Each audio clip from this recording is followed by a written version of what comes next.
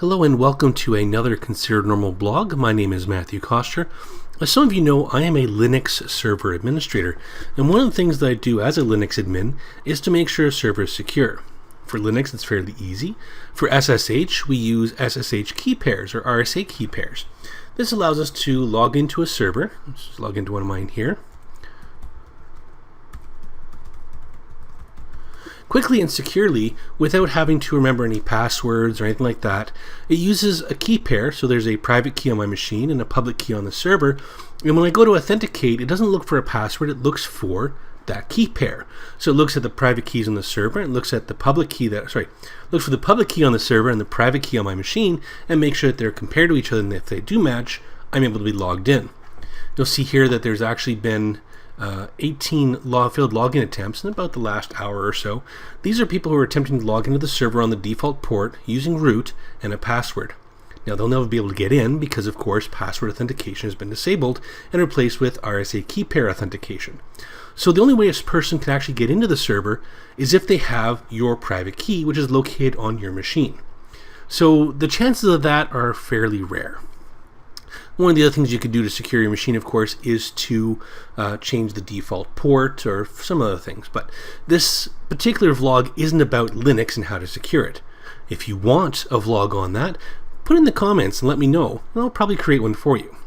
But this particular video is about how to secure a Windows server. Windows doesn't use SSH, it uses remote desktop protocol. And there's no way to have a key pair, or RSA key pair, for Windows. So how do we make Windows more secure? Well, let's quickly log into a Windows server. So using a remote desktop, I'm going to log into my server, which is CosterWin, and of course my username. Now I have the details saved, so it's automatically going to log me in. This is great because you don't have to remember your password. The sad part is that it just logs you in automatically. So if a hacker by chance managed to get your administrator password, they could log in using admin and password, or whatever your password is, and have complete access to your server. Now, one of the things you can do, and one of the things I recommend doing, is you go into your computer management under local users and groups and under users, and change your administrator. This used to be administrator, now it's Matthew. Okay, this is the built-in administrator account. Change that. This will deter most hackers from attacking you because they usually go just like they do for Linux, they use root. For Windows, they use administrator. They don't usually go with too many other different usernames. So change to whatever you want to, and this could help deter hackers.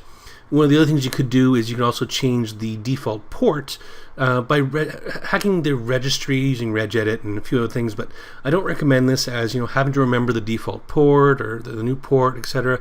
It can be time consuming. Just like I did for Linux, I don't change the port anymore. I just have it on that one port and I secure it so that nobody can access it unless they actually have permission to. So you could change the port, but I don't recommend that. So how else can we secure it?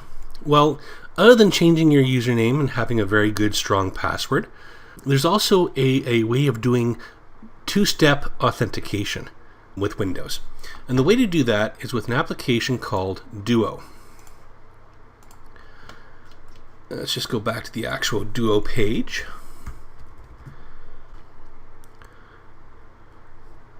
So this is two-factor authentication for a bunch of things. One of the things is RDP. Now, this is a paid product, but there is a free version for those who have 10 users and less. So for up to 10 users, it's free. It has protection for logging with two-factor authentication, and it also has protection of on-premise apps. We don't really care much about that one there. What we're really looking for is the protect with two-factor authentication. So let's create our account. Now I already have an account under one of my primary email addresses, so I'm going to create one under a secondary email address just to show you the process of how it's created. Oops.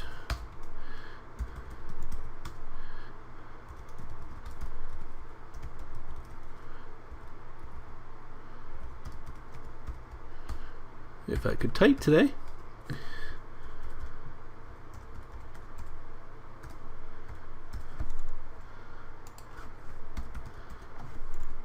And I'm going to select that we have, less than 10 employees. So once you put in your first, last name, email address, your phone number, that you have 10 employees, just click on by signing up I agree to the terms of privacy and create my account. A few moments later, it's going to ask you to create your password.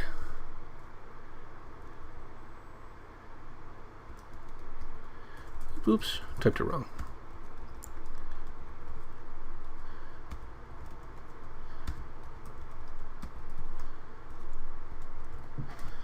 Okay.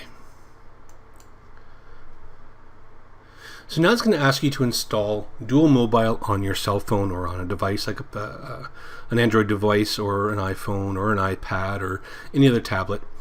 And I already have this installed. So what I'm going to do is I'm actually going to go to my phone, and I'm just going to quickly turn on screen record so I can actually show you what it looks like.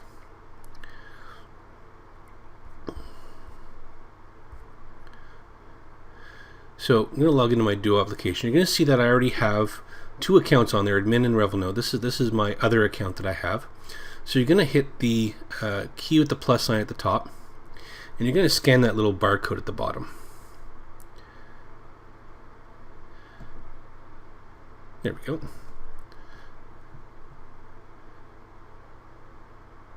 So now you see it has the admin account attached.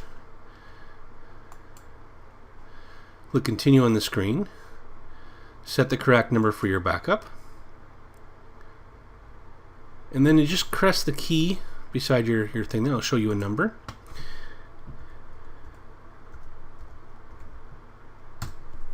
Enter that. And there you go. Now you're authenticated. So now that you're in the system, we're going to try and find in this very, very large list of things that they'll secure, we need to find remote RDP, or Microsoft RDP. We're going to say protect this application. So now you've added the application to your account. It's going to give you a few different bits of information. We'll get back to this afterwards. But we are going to need to edit the global policy for this. And the reason for that being is that certain authentication methods cost credits, and those credits cost money. So we want to turn that off just in case some hackers manage to get our username and password. We don't want them wasting our particular tokens and stuff. So we're basically going to take off everything but Duo Mobile passcodes and Duo Push. So we're going to save that policy. The other thing we need to do is we need to create an account, or a user. We have to add a user to the account, my apologies, so that when we log in, it recognizes who's logging in. Let's just quickly see what's this here, because this came up on my screen as well. It said none. I don't know why, but okay. It's probably because I have another account. Anyways, so let's add a user. Now the username you saw on here, you saw that my user was Matthew. You want to basically replicate that in the settings for this application. So the username is Matthew. Okay. Now it's going to put down lowercase. I'm just going to put up an uppercase just in case. I know Windows isn't case sensitive, but I want to make sure that if in future it does become case sensitive, I make sure that I actually have all the information that I need. Okay. I'm going to put in my name here, my email address,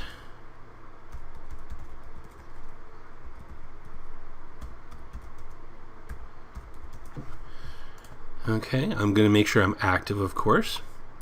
I don't have any groups or any information. I'm going to save, and it's going to tell me that the user isn't enrolled yet. So I'm going to send the user an enrollment email address, or enrollment email, sorry. And in my inbox, very shortly,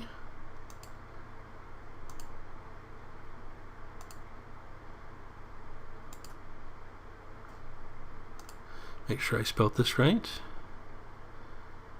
Yep. May take a few minutes for the there we go, for the email to go through. And I'm going to click the link.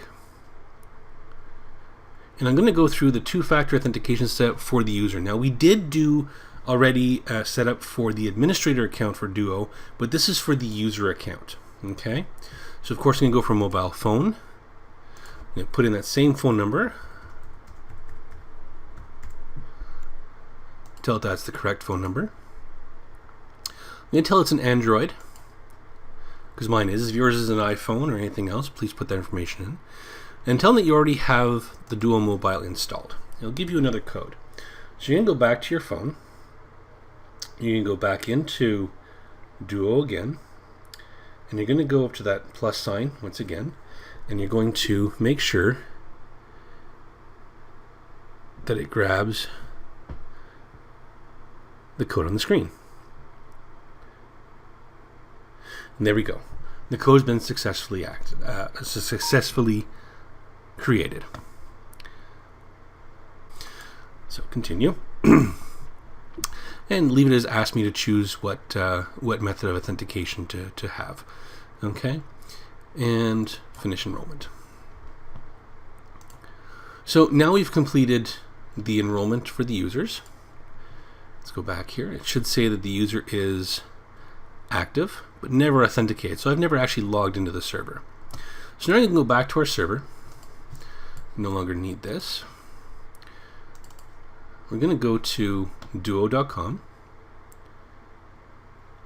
Sure. This is a brand new machine, so there are some default apps I haven't gone through yet. So let's go to duo.com. I'm going to log in.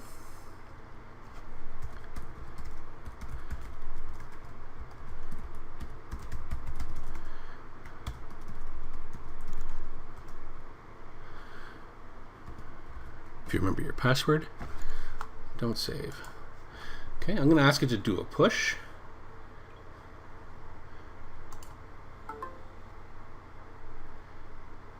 Approve, confirm. And that should allow us into our system, which is great. Okay, so we're going to go to our applications.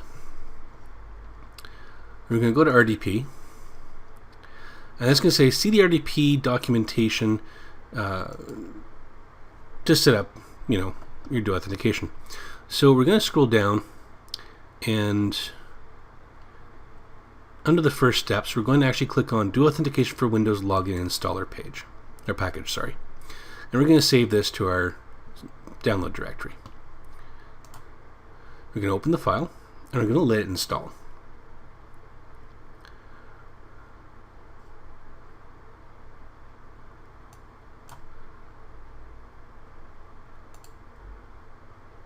Well, isn't that odd?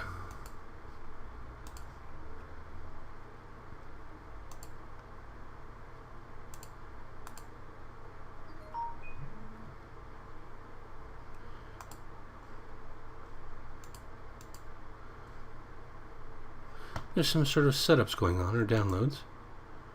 Updates. Okay. That's why. Okay, give it a few seconds here to reboot. Now we should be able to connect. And there we go. Okay, so now that we're back in, we're going to go back to our download directory.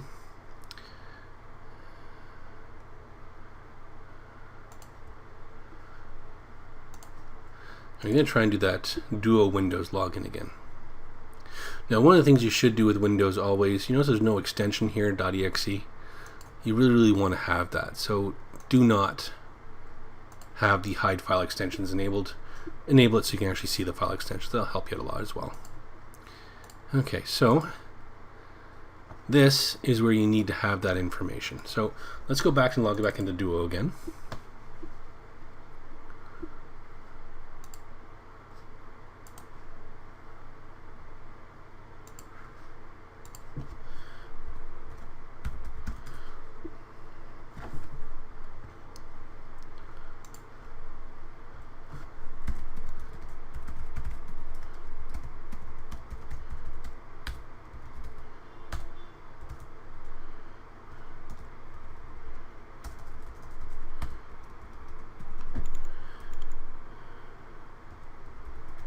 Hopefully I typed my password right.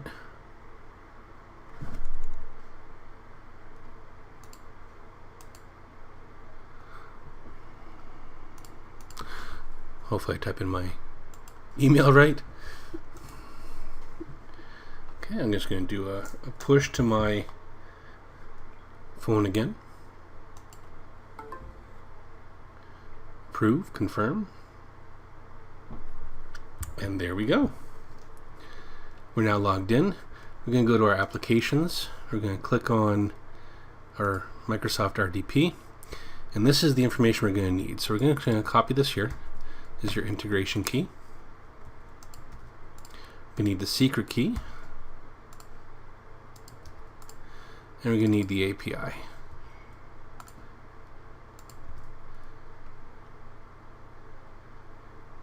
Now you can have it where it prompts them even if they just log in regularly, if they're at the desktop. So if you have this at home and you want to make sure that nobody logs into your Windows server at home, say you have kids or whatever, you want them just to have access to their local machine, but they can't log into the actual server itself, you could put this on as a way of authentication as well. But since we're only going through RDP, and you can't really get the console unless you're logged into the actual provider's screen, I don't want to have that. I just want to have it where, if someone tries to, actually no, I'm going to leave it. In case somebody hacks into my account and goes the prompt, goes the screen, I'm still protected. So anyways, let's just leave it this way here. Click next. And install.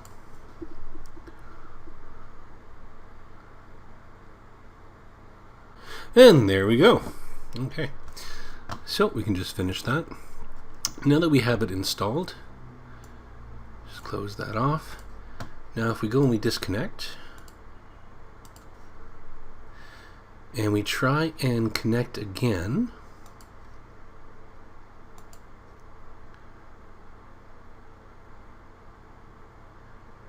should give us the Duo push. And what ended up happening is it automatically sent a push to my machine. You'll see here it says there's a request waiting. And I can say approve. And I'm in. And now I can access my system. And the cool thing is, I'm just going to quickly disconnect here again. The cool thing is even if you're at the actual screen, send control, let's do that way there, perfect. Okay.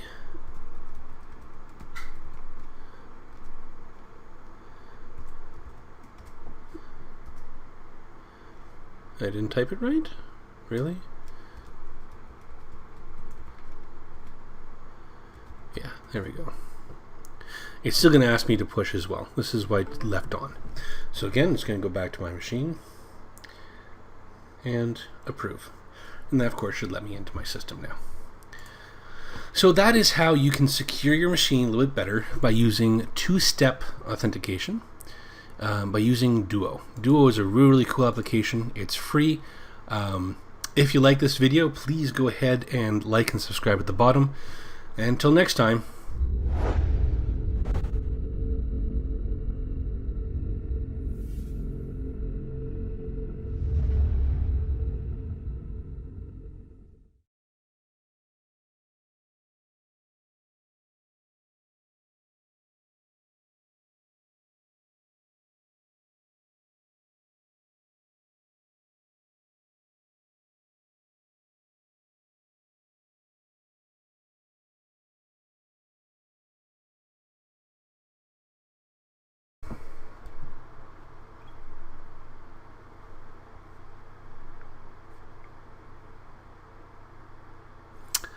Oh, that little icon is for Proton Mail. The little icon beside the name is because it's from Proton Mail. That's why it has that little icon there. It's interesting. I still understand why it has none. My other ones had names. You can always just rename these. Edit account. And I'm just going to name this Matthew. I'm going to rename this one here.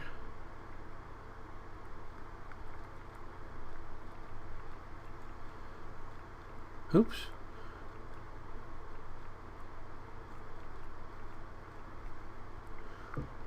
Okay, so there we go. So at least now I have the information I need. Okay, so let's see if it's back up and running yet. Excuse me.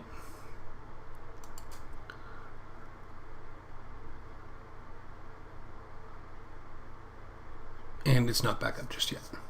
If it does, if you do have to reboot your Windows machine and it does this weird thing where it says it's going to be authenticating and then it just disappears, it's because the server actually hasn't rebooted just yet. Okay? So just keep trying. It'll eventually actually kick in. Just give it a few more seconds.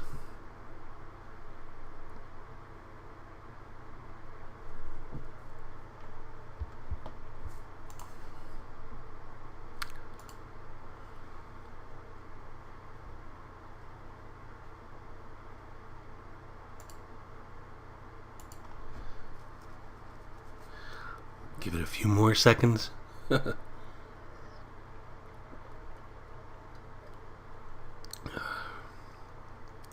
Some really good fruity herbal teas these days. Really nice.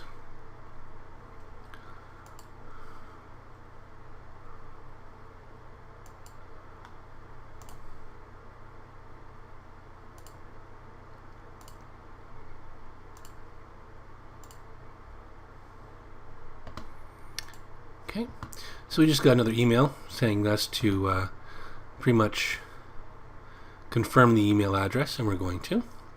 This is for our user, of course. Okay, so email opt-in, thanks for subscribing to emails, blah, blah, blah. It's good to have that information in there just in case. So let's try and go back to remote desktop again. Okay, so it's doing updates, so it'll take a little while.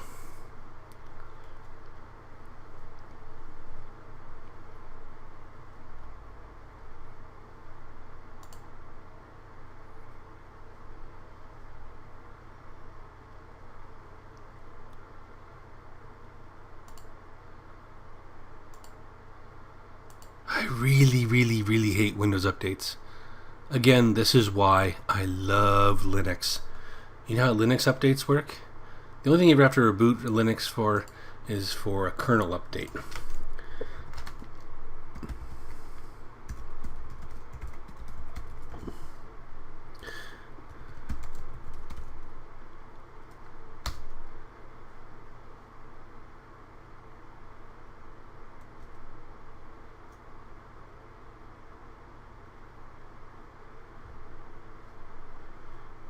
Just doing a Linux update. Well, I'm waiting for Windows to do its update. Still going. Just going to do a Linux update here. Yes.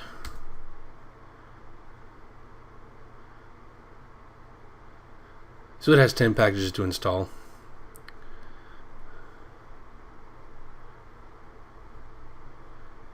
And I said the only thing it ever really needs to reboot for is if you do a kernel update. And SSH usually always comes back. So look at that. I'm already updated. Let's see if Windows is updated yet. Nope. This is one of the reasons why I am a Linux server admin and not Windows. Sometimes Windows is good. Other times Windows is a pain in my ass. This is the reason why, if you ever notice, if you go to a hosting company, for instance, like Vultr or DigitalOcean. Initially, DigitalOcean doesn't have it, but Vultr does. Why they charge $16 extra a month, or even if you go anywhere else that has these cloud versions of Windows, and why they charge extra a month? For those of us in the industry, it's called a headache fee. That's right, a headache fee. Why? Because Windows has so many issues, it is a headache. That's why you get paid more. That's why you get charged more for running a Windows server as opposed to a Linux server at some host. So let's try and connect again. Lo and behold, still doing updates.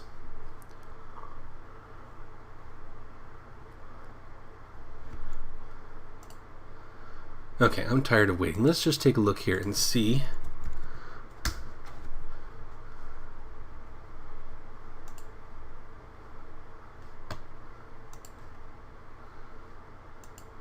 Exactly what it's doing.